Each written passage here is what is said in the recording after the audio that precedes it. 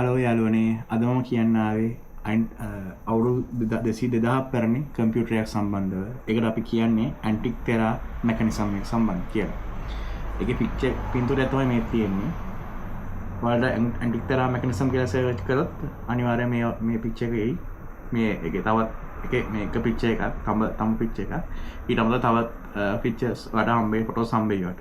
මේ Google search කරොත් අපි හිතනවා යාළුවනේ කම්පියුටර් කියන්නේ මොඩර්න් වර්ල්ඩ් එකේ ඉන්වෙන්ෂන් එකක් කියලා. නමුත් අපි හිතන දේ වැරදි. වෙන්න පුළුවන් සාධකයක් හම්බෙලා තියෙනවා. ඒක තමයි ඇන්ටික් තෙරා මෙකනිසම් එක කියන්නේ. මේක හම්බෙලා තියෙන 1901 දී ග්‍රීක් අයිලන්ඩ් එකක් අසල ගැඹුරු මුහුදේ ග්‍රීච්ච නැවකින් මේක තඹ ලෝයෙන් හදපු යන්ත්‍රයක් යාළුවනේ. හම්බෙච්ච එක මලකඩ කාලාවේ තියලා තියෙන්නේ. එක හම්බුනහම මුලින්ම හිතලා තියෙන්නේ මේක තවත් කැඩිච්ච යන්ත්‍රයක් ඒ නැවේ තිබ්බ කියලා.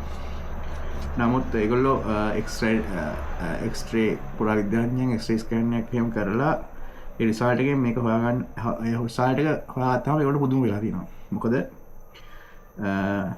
මේ ඒගොල්ලෝ අඳුරගන්න පුළුවන් වෙලා තියෙනවා මේ ඇන්ටික් තෙරා මෙකනිසම් එකට හොයන්න පුළුවන් කියලා ප්‍රෙඩික්ට් කරන්න පුළුවන් කියලා සෝලාර් එක්ලිප්ස් සහ ප්ලැනට්ස් අපේ සෞරග්‍රහ මණ්ඩලයේ ප්ලැනට් මූව් වෙන හැටි කැල්කියුලේට් කරන්න පුළුවන්කමක් තිබිලා තියෙනවා. ඒකම ඔලිම්පික්ස් ගේම්ස් වල ඩේට්ස් දක්වන්න පුළුවන් වෙලා තිබෙනවා. පුදුමයි නේද යාළුවනේ?